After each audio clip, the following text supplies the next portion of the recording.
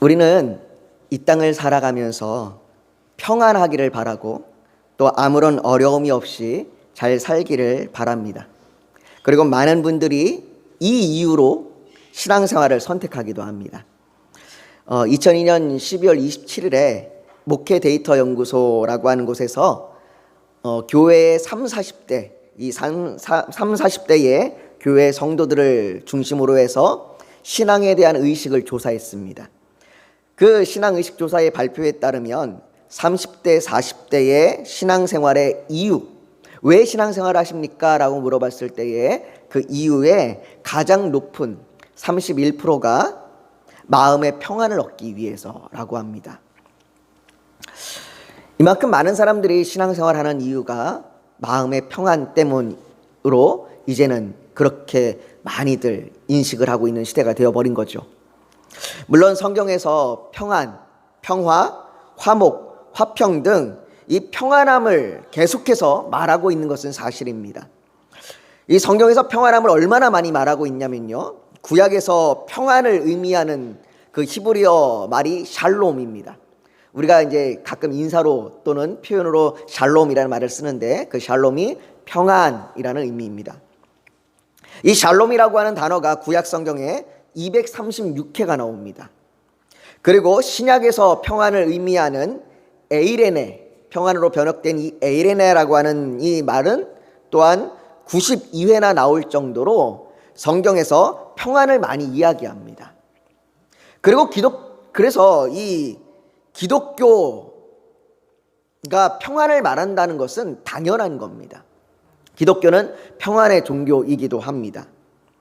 그런데 우리는 예수님의 말씀을 귀 기울여 들어야 합니다.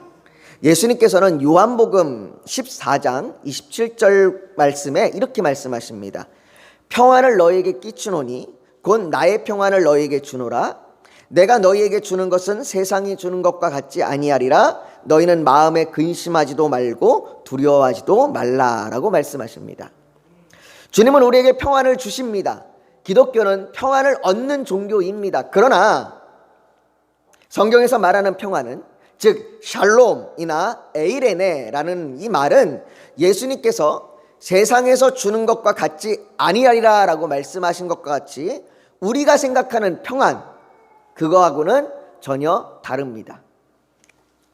평안은 우리에게 아무런 어려움이 없이 고요한 상태가 아니라 오히려 근심과 불안, 두려움이 있는 상황에서도 근심하지 않고 두려워하지 않는 것을 의미합니다. 우리에게 전혀 어려움이 없는 것이 아닙니다. 여전히 우리에게 어려움이 있고 여전히 우리에게 불안한 상황이 있지만 그 속에서도 불안하지 않고 근심하지 않고 두려워하지 않는 것을 의미합니다. 그러나 이것은 또한 불교에서 말하듯이 자기 부정과 내 애착을 버리고 나를 다스려서 그 평안한 마음가짐을 갖는 것과도 전혀 다릅니다. 예수님께서 말씀하신 평안은 나를 다스려서 평안을 얻는 것이 아닙니다. 나를 치고 내가 득도를 하거나 내가 수행을 해서 내가 평안한 상태가 되는 것이 아니에요. 나 스스로 얻는 평안도 아닙니다. 이것은 기독교에서 말하는, 우리가 말하는 평안은, 주님이 말씀하신 평안은 하나님을 향한 절대적인 신뢰에서 나오는 그분으로 인하여 얻는 평안입니다. 그러니 우리가 하나님을 신뢰하지 않고 하나님을 믿지 않고는 평안이라고 하는 것을 얻을 수 없습니다. 기독교의 역사를 돌아보면 신앙은 어려움 속에서 하나님을 향한 믿음으로 인해 단단해졌습니다. 오늘 우리가 읽은 사도행전의 본문도 마찬가지입니다. 한번 성경을 보십시오. 오늘 우리가 읽은 12장은 암울한 이야기로 시작이 됩니다. 1절과 2절에 그때에 헤롯 왕이 손을 들어 교회 중에서 몇 사람을 해하려 하여 요한의 형제 야고보를 칼로 죽이니라고 말합니다. 예수님의 12사도 중에 처음으로 죽는 사람이 나왔습니다. 물론 그전에도 스데반의 순교가 있었지만 스데반은 12사도는 아니었습니다. 이제 12사도가 죽음에 이르게 되는 그 일이 나타나기 시작한 것이죠. 스데반의 죽음과 박해 이후에 교회에 믿는 사람이 더욱 많아지고 점점점 교회가 왕성해져서 잠시나마 박해가 멈추는 듯 했는데, 그러나 비보가 날아든 것이죠. 그리고 이것이 끝이 아니었습니다. 3절에서 유대인들이 이 일을 기뻐하는 것을 보고 베드로도 잡으려 할세라고 말합니다. 야고보 사도를 죽인 것이 끝이 아니고 베드로까지 죽이려고 사람들이 베드로를 잡으려고 한 겁니다. 도대체 이런 어려움 속에서 이렇게 사도들이 죽어나가고 또 교회가 박해를 받는 이런 어려움 속에서 교회는 어떻게 해야 할까요? 그리고 이런 어려움 속에서 우리는 어떻게 평안을 유지할 수 있을까요? 우리가 오늘 본문을 살펴보면서 이 문제의 답을 찾고 우리가 지금 직면한 지금의 어려운 상황 속, 여러분들의 각자의 그 어려운 상황 속에서 평안함을 누리는 저와 여러분이 되기를 소망합니다. 그렇다면 우리는 먼저 오늘 본문에 교회에 어려움이 생긴 배경을 살펴봐야 합니다. 도대체 왜 헤롯이라고 하는 왕은 갑작스럽게 사도 야고보를 죽인 걸까요? 그 전에 어떤 설명도 없고 그 예측도 없이 갑자기 12장 1절은 야고보 사도의 죽음을 이야기합니다. 오늘 본문 1절, 그 1절로 다시 돌아가 보면 오늘 본문 1절은 그때에 라는 말로 시작합니다. 여기서 얘기하는 그때란 언제를 말하는 것일까요? 여기서 말하는 그때는 사도행전 11장 28절 그 상황을 이야기합니다. 사도행전 11장 28절에 그 중에 아가보라 하는 한 사람이 일어나 성령으로 말하되 천하에 큰 흉년이 들리라 하더니 글라우디오 때에 그렇게 되니라 라고 큰 흉년이 들었던 때를 말합니다. 큰 흉년으로 말미암아 예루살렘 교회뿐 아니라 모든 사람들의 삶이 힘들어졌습니다. 집집마다 먹을 것이 없이 굶주리고 그 굶주리다 못해 남의 것을 훔치기도 합니다. 그로 인하여 온 도처에 도적대가 나타나고 치안은 흔들리고 민심은 흉흉해지고 그 와중에 빈부격차는 더욱더 심해져서 불평등으로 인한 백성들의 하소연은 끝이 없습니다. 여러분, 지금 우리가 사는 시대와 별반 차이가 없는 것 같습니다.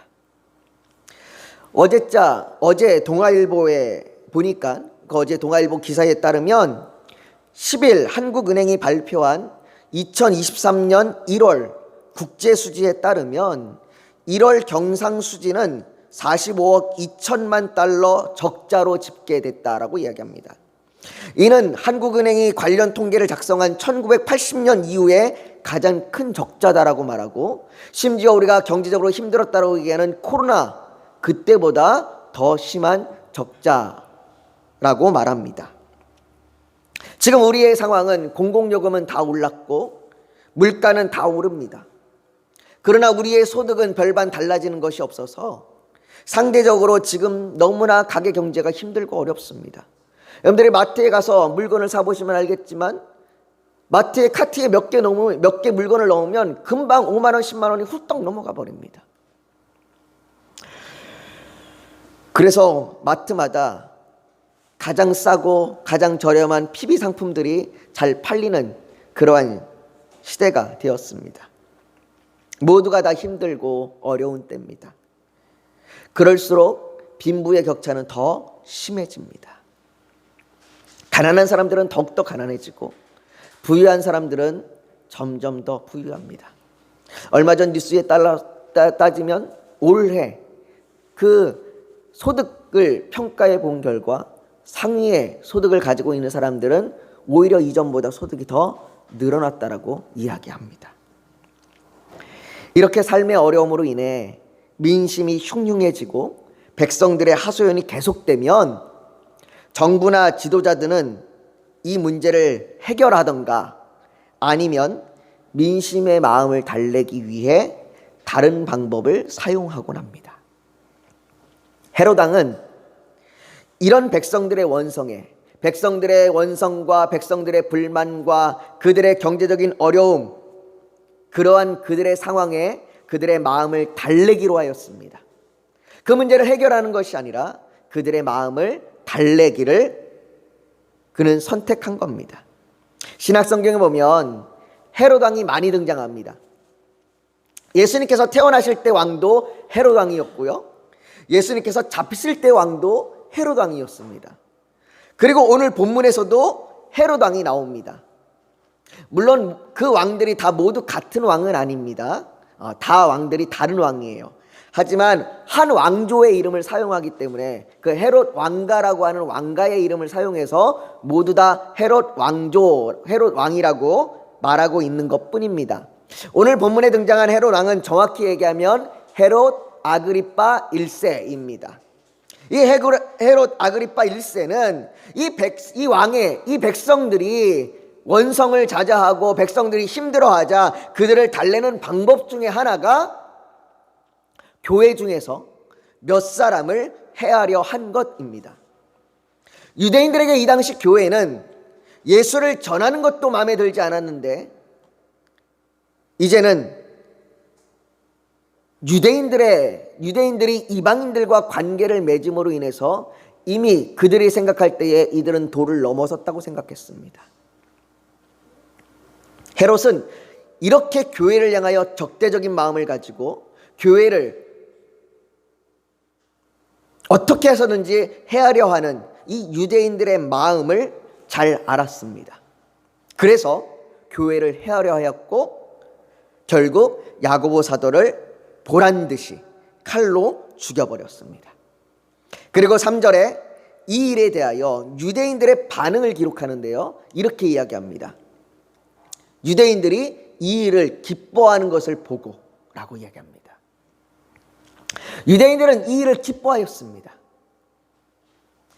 헤롯 왕에게 이 방법은 민심을 달래는데 아주 큰 효과를 준 겁니다. 그래서 그는 야고보를 죽일 뿐만 아니라 베드로도 잡아 죽이기로 계획합니다. 그리고 실행합니다. 3절과 4절에 유대인들이 이 일을 기뻐하는 것을 보고 베드로도 잡으려 할세 때는 무교절 기간이라 잡음에 옥에 가두어 군인 네패에게 맡겨 지키고 6월절 후에 백성 앞에 끌어내고자 하더라 라고 말합니다. 베드로를 잡았지만 무교절 기간에는 사형 집행을 금지하고 있었기 때문에 바로 처형하지 못하고 감옥에 가두었습니다. 그리고는 어느 때보다 삼엄하게 그 베드로를 감시했습니다. 6절에 따르면 베드로를 두 군인 틈에 쇠사슬에 묶여 있었다고 말합니다. 베드로 혼자 감옥에 들어가 있는 것이 아니라요, 베드로가 혹이라도 도망칠 수 있고 또 교회의 세력들이 베드로를 끄집어낼 수 있다고 생각했기 때문에 베드로 옆에 두 군인을 두어서 같이 수갑을 채워서 같이 감옥 안에 넣었습니다. 뿐만 아니라 베드로가 갇혀있는 감옥 문 밖에 경비병들을 세워서 지키게 했고 또 그 다음 문에도 경비병들을 세워서 지키게 했습니다.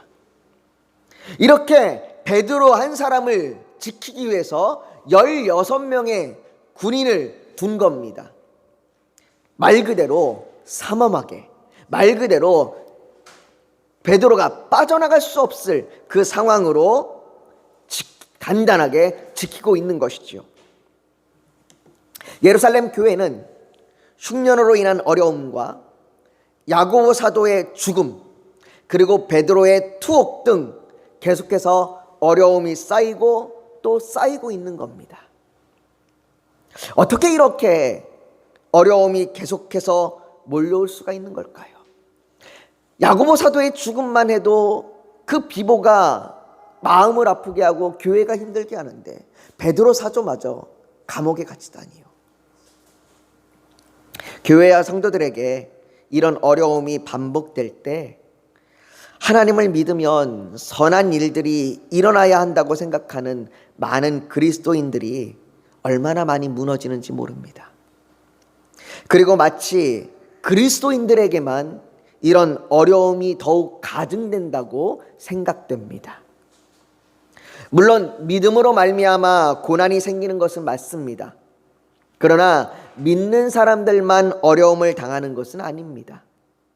우리의 인생은 희로애락, 이 희노애락이 얽히고 설켜 있습니다. 그리스도인들은 이런 인생에서 우리를 만드시고 구원하시며 또 도우시고 인도하시는 하나님을 의지하는 사람들입니다. 이것이 믿음입니다. 우리의 믿음은 아무 일도 일어나지 않고 그저 내가 예배만 잘 드리는 그것이 믿음이 아니라, 우리의 믿음은 우리의 인생의 희로애락 속에서 여전히 하나님을 의지하고 여전히 하나님의 인도를 받는 것이 믿음입니다. 그리고 이런 믿음으로 도움을 구하는 것이 기도입니다. 예루살렘 교회의 성도들이 그랬습니다.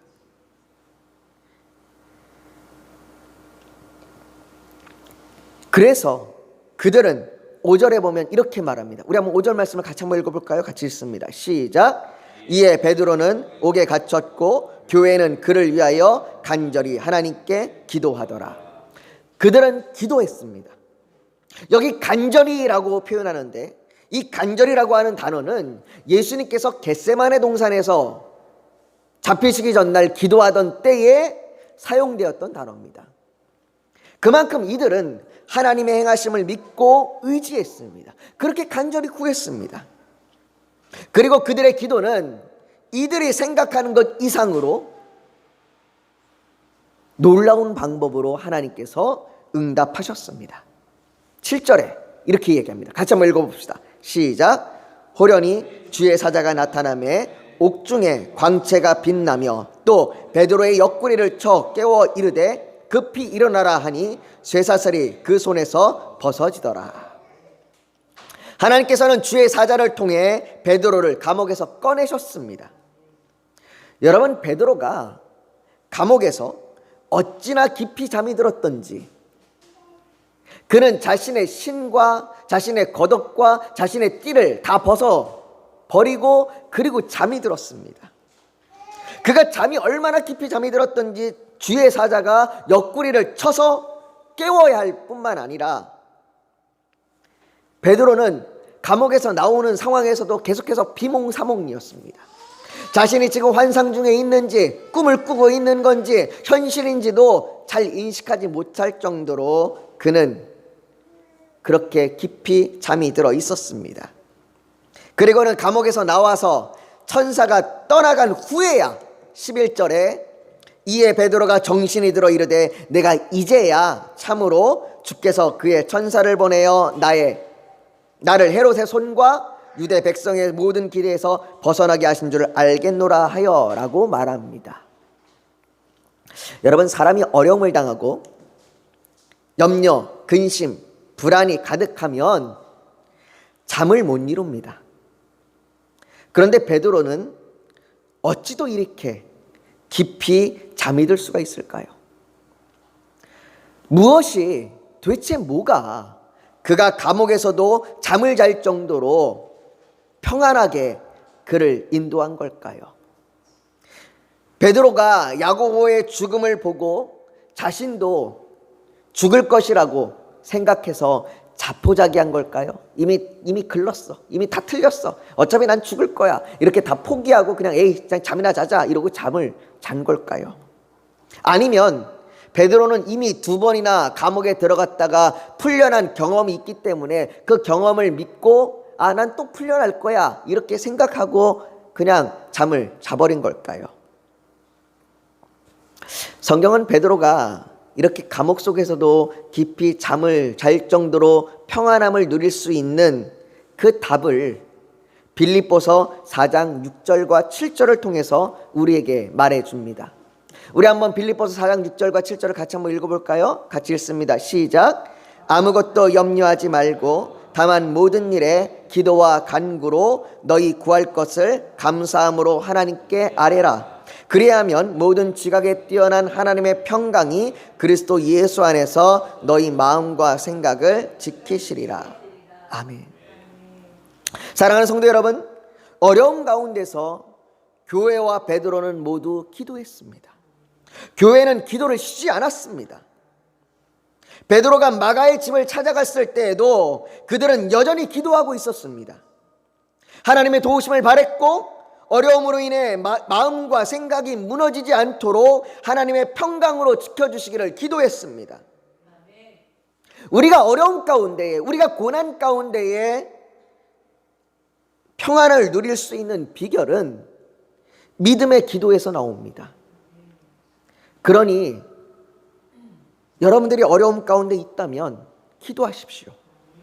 불안과 염려가 자꾸 마음에 쌓여서 우리의 마음을 힘들게 한다면 기도하십시오. 그런데 이렇게 어려움 중에 기도하고자 결단하고 또 기도하면서 평안을 구하면서도 여전히 남아있는 질문이 하나 있습니다. 그 질문은 이겁니다. 왜 야고보는 죽였고 베드로는 살았는가입니다. 야고보가 잡혔을 때 교회는 기도하지 않았을까요? 아니, 미처 기도하기도 전에 야고보가 죽어버린 걸까요? 교회는 그렇다고 한다면 야고보 자신은 자신이 잡혔을 때에 기도하지 않았을까요? 만일 교회가 기도하고 야고보도 기도하였다면, 그래도 죽었다면 우리가 보기에는 마치 기도가 50대 50의 확률 게임으로밖에 보이지 않고 정말로 기도해야 하는가 의문이 들지 않겠습니까? 아마 우리 성도님들도 어려움 중에 여러 번 기도해 보셨을 겁니다. 그런데 그렇게 우리가 어려운 일들, 신앙의 갈등, 질병의 고통, 자녀의 문제, 직장의 문제, 물질의 문제, 이러한 여러 가지 어려움 가운데 기도하는데 어떤 기도는 응답이 되는 것 같아 감사하고 어떤 기도는 응답이 되지 않는 것 같습니다. 그러면 우리가 이렇게 되면 우리가 도대체 왜 어떤 기도는 응답이 되고 어떤 기도는 응답이 되지 않는가? 우리는 이것들을 돌아보면서 이것들을 비교하고 고민합니다. 그래서 스스로 우리는 답을 찾으려고 합니다. 기도 시간의 문제인가? 내가 너무 기도 시간을 짧게 했나? 지난번에는 기도 시간을 하루에 1시간씩 기도해서 응답이 됐는데 이번에는 30분씩 기도해서 그런가? 내가 새벽에 기도하지 않아서 그런가? 이번에는 내가 시간을 정해놓고 기도하지 않아서 그런가? 아니면은 내가 부르짖어 기도하지 않아서 그런가? 혹은 내가 예수님의 이름으로 선포하지 않아서 그런가? 내가 지난번에 예수님의 이름으로 선포했을 때 그 어려움이 해결됐는데 이번에는 내가 선포하지 않아서 그런가? 혹시 내가 지금 어려움을 구하는 것이 나의 정욕으로 인해서 구하는 건가? 아니면 내가 기도하면서도 의심했나? 이러한 질문들이 끊임없이 우리에게 생기면서 도대체 왜 어떤 기도는 응답이 되고 어떤 기도는 응답되지 않았는가의 답을 끊임없이 찾으려고 합니다. 그리고는 그 끊임없이 찾아가는 것 가운데 결국 우리는 우리 스스로의 믿음을 의심하게 됩니다. 내 믿음이 없어서 그렇구나. 내가 믿음으로 구하지 않아서 그렇구나. 그리고는 더 나아가 하나님께서 내 기도만 듣지 않는다고, 나의 기도만 듣지 않으신다고 원망하기도 합니다. 그러니 기도하면서 우리가 평안을 얻기보다, 기도하면 어려움 중에 근심 중에 평안함을 얻어야 되는데 오히려 기도하면서 우리가 평안을 얻기보다는 우리의 기도가 근심이 되고 우리의 기도가 좌절이 되고 우리의 기도가 상처가 됩니다. 왜 하나님이 내 어려움만은, 나의 어려움 상황만은 해결해 주지 않는가? 왜 내 기도만은 듣지 않으시는가? 하나님이 나를 버리셨는가? 그렇게 좌절이 되고 상처가 됩니다. 왜 그럴까요?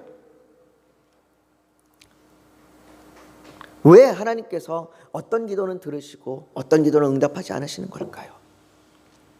왜 하나님께서 야고보는 죽이시고 베드로는 살리시는 걸까요? 뭔 차이가 있는 걸까요?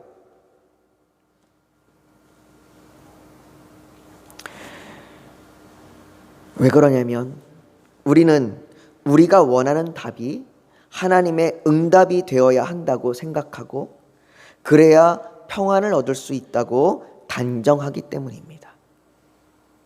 예레미야 33장 3절에 하나님께서는 이렇게 이스라엘 백성들에게 말씀하십니다. 너는 내게 부르짖으라. 내가 내게 응답하겠고 내가 알지 못하는 크고 은밀한 일을 내게 보이리라. 하나님께서 응답하시는 크고 은밀한 일, 이 하나님께서 응답하시는 크고 은밀한 일은 이스라엘 백성들이 생각했던 것과는 전혀 다른, 그들이 바랬던, 그들이 원했던 응답하고는 전혀 다른, 그들이 생각했던 평안과는 전혀 다른 바벨론의 포로 생활과 회복이었습니다. 이처럼 하나님의 응답은 우리가 생각하는 해결책대로 이루어지지 않습니다. 하나님께서 어떤 기도에는 응답하시고 어떤 기도에는 응답하지 아니하시는 것이 아니라 하나님께서는 어떤 기도에는 예스라고 응답하시고 어떤 기도에는 노라고 응답하시는 겁니다. 그러나 분명한 것은 우리의 생각과 다른 그 하나님의 응답은 우리를 평안으로 인도하신다는 것입니다. 야고보도 베드로도 교회도 이것을 믿었습니다. 이것을 믿기에 기도할 수 있었습니다. 야고보가 이것을 믿기에 기도하면서 죽음으로 갈 수 있었고 베드로는 이것을 믿기에 기도하면서 감옥에서 있을 수 있었고 교회는 이것을 믿기에 야고보가 죽고 베드로가 감옥에 갇혔어도 여전히 하나님을 향하여 기도할 수 있었던 겁니다.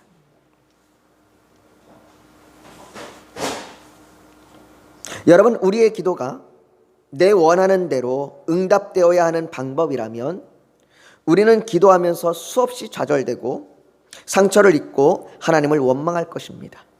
평안이 아니라 오히려 불평과 불만이 될 것입니다. 그리고 결국은 기도를 포기할 겁니다. 그러나 수많은 그리스도인들은 기도가 내가 원하는 응답을 얻는 것이 아닌 우리의 모든 상황 가운데서 그것이 즐거운 일이든 어려운 일이든 그 모든 상황 가운데서 하나님의 사람으로 담대히 살아갈 수 있도록 하는 길이라는 것을 믿었습니다. 그래서 믿음으로 구하는 것입니다. 어려운 중에도 흔들리지 않는 믿음과 마음과 생각을 지키는 평안함을 달라고 그들은 계속해서 기도하는 것이죠. 그것이 혹 죽음으로 가는 길이라고 할지라도 말입니다. 그러니 야고보가 죽음을 당하였다 하여도 평안함이고 베드로가 감옥에 있다고 할지라도 평안함인 것입니다. 야고보와 베드로뿐만이 아닙니다. 히브리서 11장 35절에서부터 38절에는 이렇게 이야기합니다. 한번 잘 들어보십시오.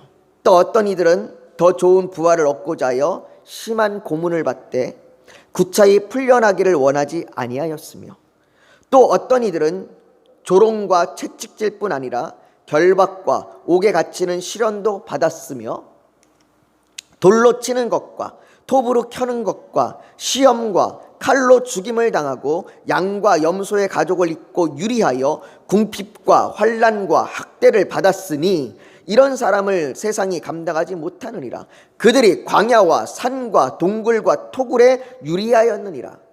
이처럼 수많은 사람들이, 그 믿음의 사람들이 고난과 고통을 이들은 믿음으로 받아들였습니다. 그리고 이 믿음으로 받아들여서 이러한 상황 가운데도 이들은 믿음을 지키며 마음과 생각이 평안함으로 가득 찼습니다. 사랑하는 성도 여러분, 우리의 삶에 어려운 일이 없을 수 없습니다. 그리스도인의 평안함의 삶은 어려운 일이 없는 나날들이 아니라 어떤 상황에서도 하나님을 의지하며 그분이 마음과 생각을 지켜주심으로 흔들리지 않는 것입니다. 때로는 그것이 세상의 눈으로 볼 때 비천한 삶으로 보일 겁니다. 믿는 사람들은 왜 저렇게 살아요? 저렇게 믿으면서까지 살아야 돼? 그렇게 보일지도 모르겠습니다. 그러나 하나님은 선하십니다. 그분의 행함에는 실패함이 없으십니다.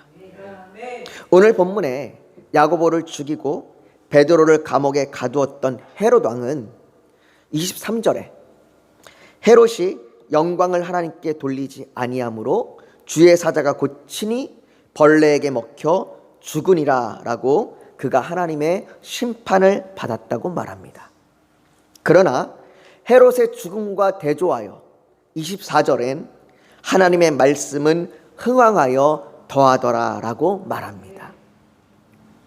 믿는 자들을 인도하십니다. 그들을 말씀으로 서게 하십니다. 성경에 평안이 많이 언급되는 것만큼 하나님께서 많이 하신 말씀이 있습니다. 바로 두려워하지 말라라는 말씀입니다. 성경에 보면 이 두려워하지 말라라는 말씀이 365번 기록되어 있다고 합니다. 왜 365번일까요? 365일 매일매일의 삶에서 하나님이 매일매일 우리에게 말씀하시는 겁니다. 두려워하지 말라. 두려워하지 말라. 하나님은 그렇게 우리를 향하여 위로를 하시고 우리를 인도하시고 우리를 도우십니다. 그 하나님을 믿고 의지함으로 우리의 어려움 중에서도 우리를 도우시는 하나님께 기도하고 그 기도함으로 말미암아 우리가 세상이 주지 않는 주님으로부터 얻는 평안을 누리는 저와 여러분들이 또 우리 푸른 초장교회가 되기를 예수님의 이름으로 축복합니다. 우리 이 시간 오늘 말씀을 지금 기억하면서 같이 기도했으면 좋겠습니다. 사랑하는 성도 여러분, 우리 가운데 항상 어려움이 있습니다. 근심이 있습니다. 그래서 때로는 기도하기도 합니다. 그런데 어쩔 때는 이 기도가 응답이 되지 않는 것 같아서 오히려 상처를 받고 좌절하고 하나님을 원망하게 되고 나의 믿음까지도 의심하게 됩니다. 그러나 여러분, 하나님이 우리의 기도에 응답하지 않으시는 것이 아니라 하나님께서 우리를 믿음으로 평안함으로 이끄시며 우리를 여전히 도우시고 함께 하십니다. 그 하나님 앞에 우리를 맡겨드리길 원합니다. 우리를 맡겨드리며 우리가 그분에게 도움을 구하며 기도하길 원합니다. 그 하나님의 평안이 우리 가운데 임할 겁니다. 오늘 이 시간 우리가 하나님, 내가 어려운 중에 하나님께 믿음으로 기도합니다. 평안을 구합니다. 하나님, 나에게 하나님의 의지와 하나님의 힘과 하나님의 선하심을 베풀어 주시옵소서. 우리 그렇게 이 시간 같이 기도하며 나아가길 소망합니다. 같이 기도하겠습니다. 여러분, 잠시 고개 숙여 더 묵상하기를 원합니다. 오늘 하나님 앞에, 하나님, 나의 어려움 중에, 나의 환난 중에 내가 평안함을 구하기를 원합니다. 내가 믿음으로 구하겠습니다. 때로는 하나님께서 내가 원하는 대로 응답하지 않으실지라도 내가 그것으로 인하여 상처를 받거나 절망하지 아니하고 하나님께서 내게 선을 베푸심을 믿음으로 기도하겠습니다. 하나님, 이 시간 그렇게 결단하는 그 헌신의 결단이 있다면 가슴에 손을 얹어서 하나님 앞에 표현하길 원합니다.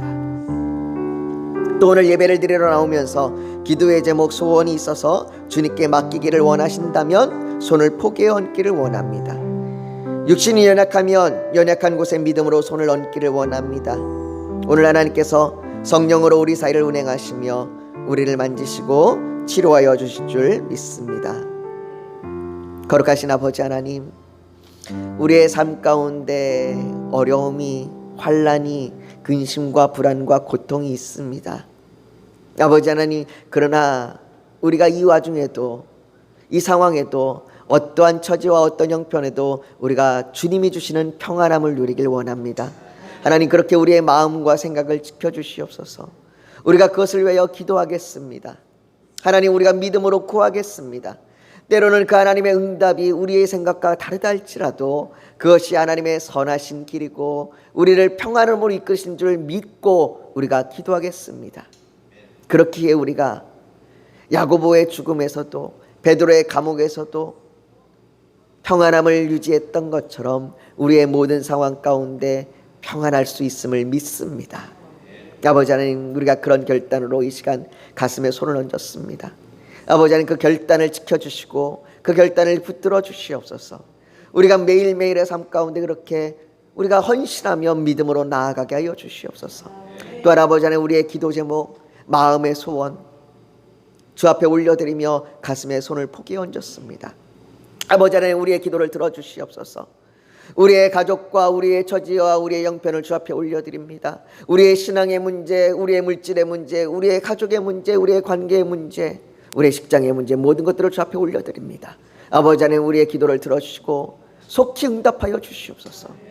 아버지 하나님, 여기 모이는 한 사람 한 사람 가운데 믿음을 더하여 주시고 하나님의 은혜를 더하여 주시고 하나님의 충만함을 더하여 주시옵소서. 모든 문제들이 선하신 뜻대로 해결되게 하여 주시옵소서. 그래서 우리가 찬양과 감사함으로 나아가게 하여 주시옵소서. 하나님 앞에 영광 돌리게 하여 주시옵소서. 또한 아버지, 이 시간에 아버지, 질병의 고통 가운데 있는 자들이 있습니다. 아픈 곳에 손을 얹었습니다. 나사렛 예수 그리스도의 이름으로 명하여 선포하오니 아버지 하나님, 그 모든 병마가 떠나가게 하여 주시옵소서. 성령으로 우리를 고치시고 치료하여 줄 줄 믿습니다. 아버지 하나님, 이 시간에 우리가 그렇게 기도한 모든 것들 주께서 기쁨으로 받으실 줄 믿고 또 응답하실 줄 믿으며 예수님의 이름으로 기도하옵나이다. 아멘.